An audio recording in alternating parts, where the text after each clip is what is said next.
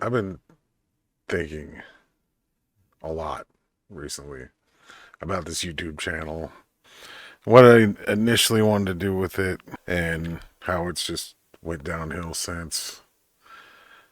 And I don't know where to go now. But it led me to start thinking about motivation. What is motivation? Where does it come from? Why am I so unmotivated to do the things that I really enjoy doing? I like watching things about making videos and YouTube in general. I enjoy streaming. I haven't streamed in over a month. Why am I like this? And I know a lot of it's depression.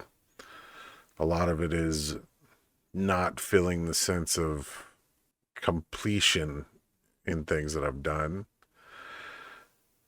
Another big part of my lack of motivation is I'm in pain, constantly in pain, in all my joints, in my back, in my head. It's intense and it's tough. I'm old. I'm getting old. There's grays. I'm 37. I started this YouTube channel in 2015, I believe it was. And it was supposed to cover like everything about me, my whole life. I had a lot of comedy bits, some that did well. Chick burrito here. That's subjective. But in my opinion, they did well. Some of these skits and characters I came up with. Others, not so much. They didn't turn out how I thought they would. Fuck your mom. As far as, people watching it, or even my vision for what the video was. But now I'm at kind of a fork in the road. Do I keep doing it? Do I try to motivate myself to do all these things I have in my head? I'm used to think of myself as a very creative person. I used to write a lot, but now I don't. I didn't write a script for this. I'll probably never write a script for a talking head video. It just doesn't seem in my wheelhouse. But I write a lot. Before the pandemic, I tried stand-up comedy. That went well, I think, for the times that I did it. I got laughs. I didn't ever bomb except for maybe the first half of like the fourth time I did it. And I liked that feeling too. I didn't mind it. Seeing everybody go, "Oh," instead of laughing was kind of like, "Oh, this is the other side of it." Because my first time up, I got a few laughs, a couple of big laughs. And then as I continued on, it was the third time felt great. I was like in the pocket. It seemed like as far as you can be for somebody doing an open mic and just telling stories, basically. And now I'm sitting here 3 years separated from that. And my motivation is at an all-time low to do anything, even for my own health.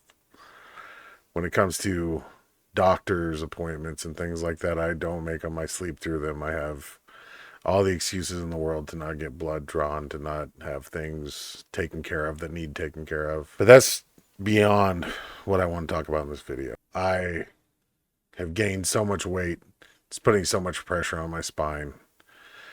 And last month I'd started filming for what I thought was going to be, my comeback and my test of what I can do. It was supposed to be losing 70 pounds in 3 months, which at my weight, I weigh, somewhere in the ballpark of 420 to 430 pounds right now. That's way too much. No human should weigh that. That's baby elephant weight, That's like 2-week old baby elephant weight. Nobody should be that size. I definitely shouldn't have. When I first started the channel, I thought I was grotesque, disgusting at 360 pounds or 380, whatever I was. And then I lost a bit. And then once the pandemic hit, I went from like 360, where I was working in 2019 and going to the gym. I had gotten down to like 320 pounds. I was back in it. It was still all the pain, everything, numbness in my legs, things like that were still there, but they're near as much as they are now. 2019, I quit the job I was at because it was stress. It was nonstop stress. I had, too much going on. And you would think quitting your job, how's that going to be less stressful? Isn't that like crazy to just go, nah, I'm not coming back anymore. See ya. But at that time, it was the only option. I was sick from stress. That's never happened to me before. When I was younger, the 7 or 6 plus years I worked at the mill, stress never pushed me off of anything. Stress was something I welcomed. Like when there was times where everything was messed up, I was the first person to jump up and be like, okay, let's do this, let's do this, let's do this. I was a leader. I knew what to do because I had such strong ability to remember things and recall information from past times where things were in upset conditions. And then I fell at my home on my front porch. One of the stairs rotated out from underneath me. I went up in the air. I landed on directly on my lower spine, and my legs went numb.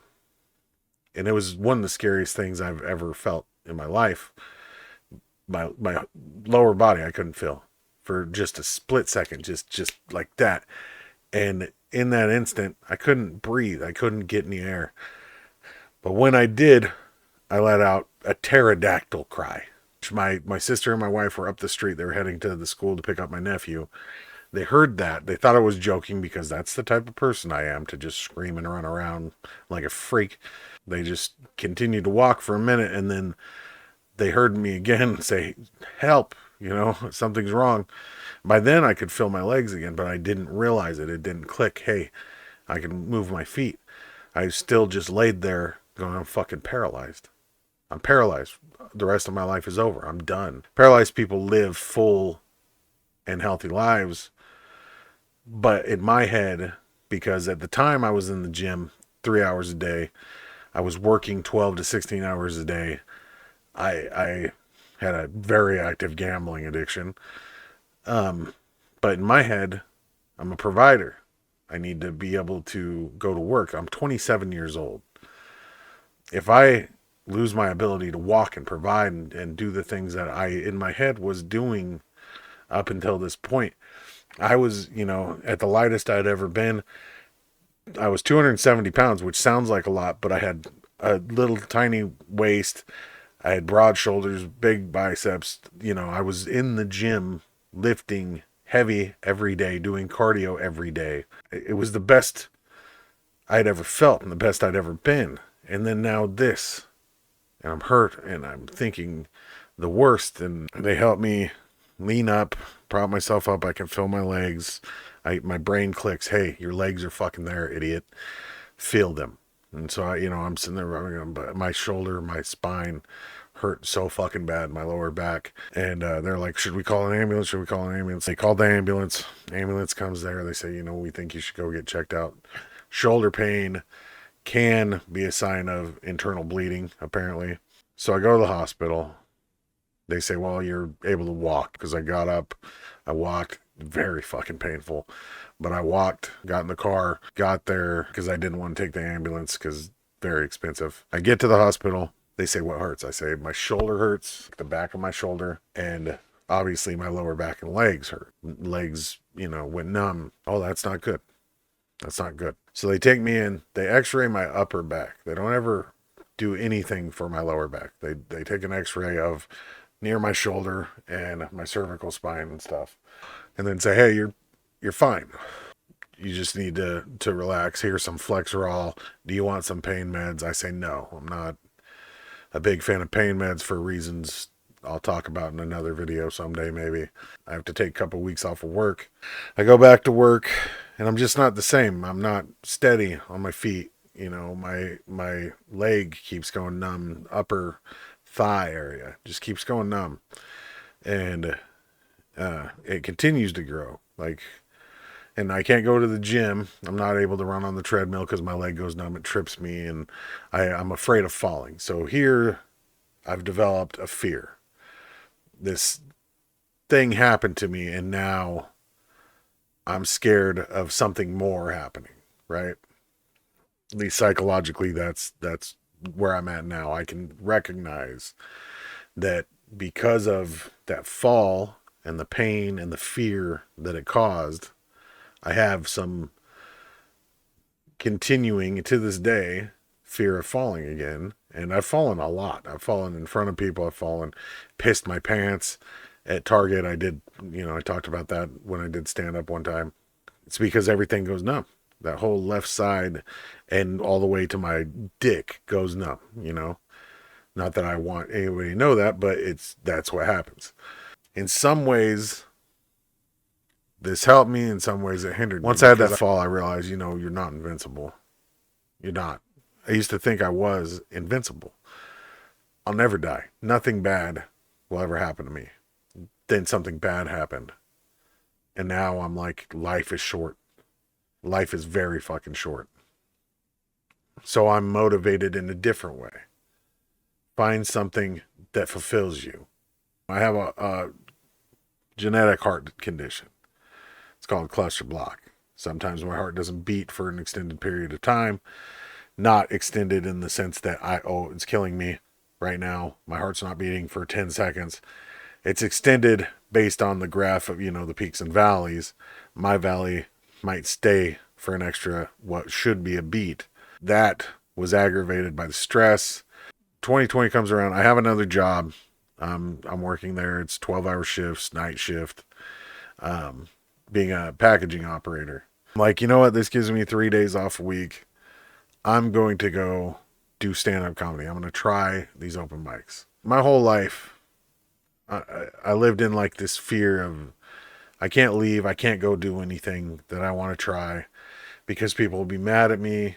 People won't accept it. People won't think I'm funny. It won't work out. So for the longest time, I never did it. I never even, it was put in the back of my head as this like, oh, it's just a dream thing. You'll never do it because you'll be bad at it. And then that'll kill you. You'll be sad. All the negative self-talk that always happens with somebody that has depression. And so it was just back there. It never happened for me. I just thought this never happened for me. I've got to at least try this once. It's never going to go away from my head. At least I'll try it once. They'll tell me I'm bad. I'll leave. All's well. My sister took me and we're there. My wife's there and I'm going through bits in my head. I'm going through stories in my head. I'm going through things that I've told people about that they found funny. And I'm like, I'm going to talk about this and this and this. And I'm waiting because I'm like ninth. There's so many people waiting to get up to do their 5 minutes.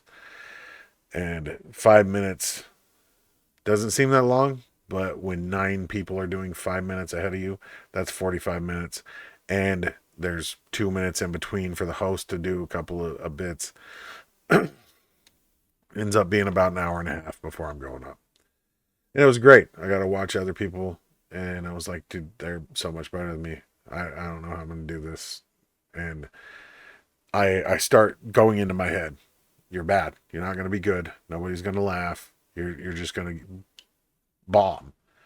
And I keep telling myself, I'm okay with that. I'm okay with the bomb. Because that leads me to never doing this again. The dream's okay. I've tried it. I don't have to try it anymore. And right before they call my name, I know I'm up next, and the guy's up there about to call my name. I almost book it. I almost took the fuck off because I was like, this is happening and I don't want it to. I don't want to do bad. In the back of my head, all the fucking horrible self-talk. If you do bad, then you're gonna hate yourself. You're gonna, this was your dream. You're gonna fuck it up. Why be a fuck up? I'm like, Ed, just biting my lip, trying to figure out what the fuck to do right now. They call my name. I go walking up on stage, and those lights shining on me, and you can only make out a few people's faces.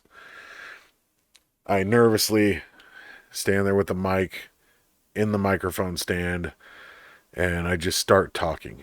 It was what I needed. It broke it.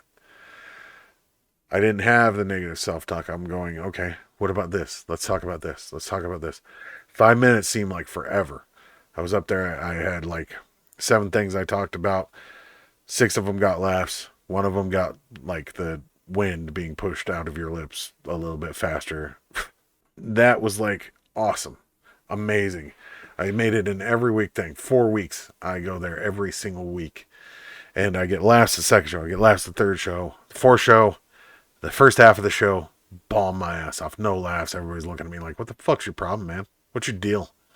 And then the second part of I talk about my misspelled tattoo, freeze it up. Everybody laughs. It's the greatest feeling in the world. The best feeling in the world, having people laugh at me. It's weird, right? But that to me, like the first time I did it and getting laughs while I was on stage, when I came off, it was such a release What did he say? that I had like tears in my eyes. I felt like this is what I'm supposed to do. This is what I should be doing and what I should have been doing for 10 fucking years now.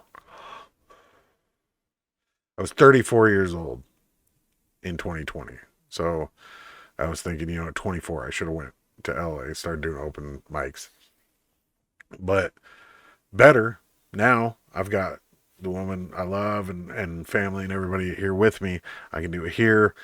If it works into something, great. If it doesn't, at least I have this. It rolls around. Everybody knows what happened there. Talk about it. But it shuts everything down. I can't do stand-up anymore. Okay. Well, once this 2 weeks is up, once this month is up, once this year is up, we'll get back to it. I waited a while. In 2021, I was like, I guess I'm just not able to do this anymore. They changed the place I was going. They still host open mics there, but it's just a whole different group of people, and they had like a weird vibe to them, and I just couldn't do it anymore. And plus, it was 25 minutes to get there to do the 5-minute set. There's a lot of gas. I don't have a job. Somebody else is footing the bill just to let me do my thing. It didn't feel right. At 35 years old, I go to college. First time ever going.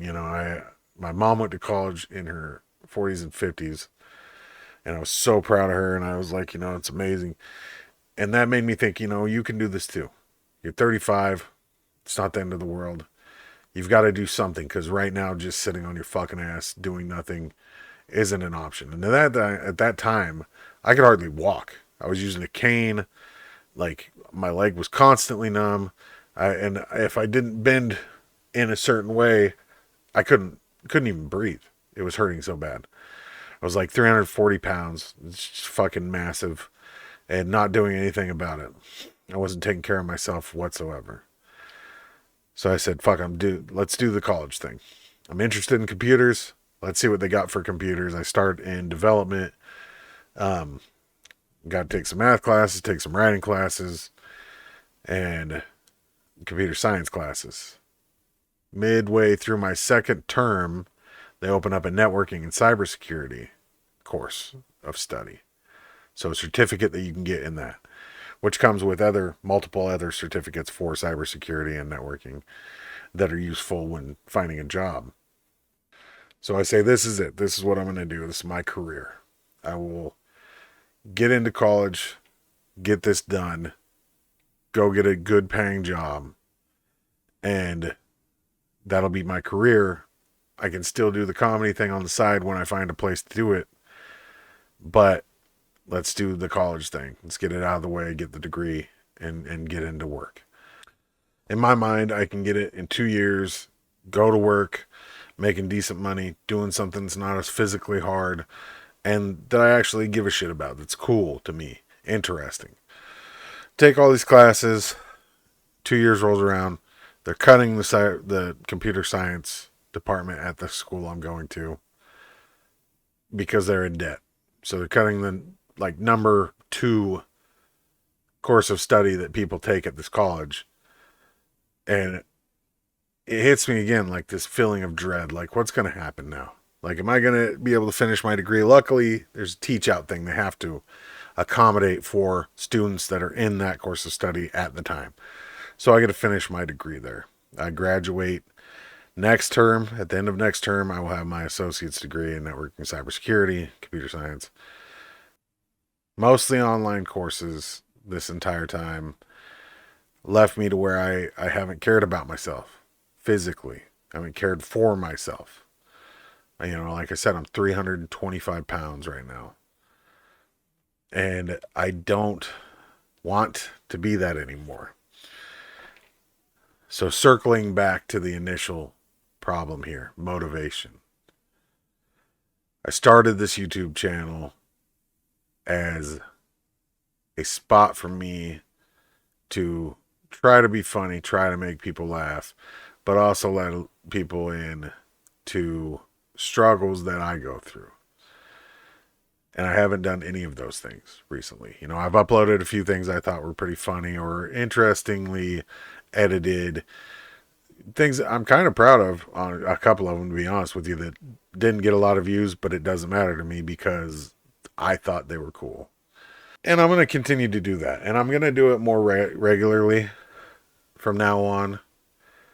I'm not going to beg anybody to like or comment or subscribe on the videos because that just isn't me now. Like, I used to do that every time because it helps the algorithm, blah, blah, blah, leads more people to come watch the channel. But I realize I've got 200 people who are subscribed to me already. And if that's all that I ever get, I don't care.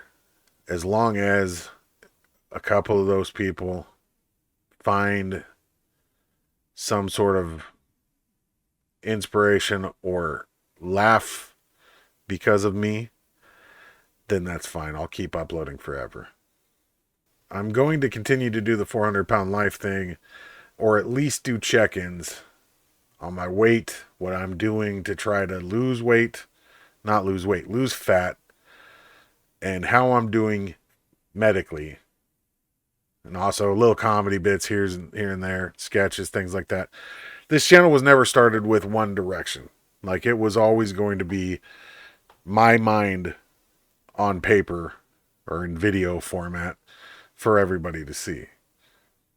Which, if you've watched some of my fucking videos, it's insane in here. What's going on up here? I don't know. Dayman.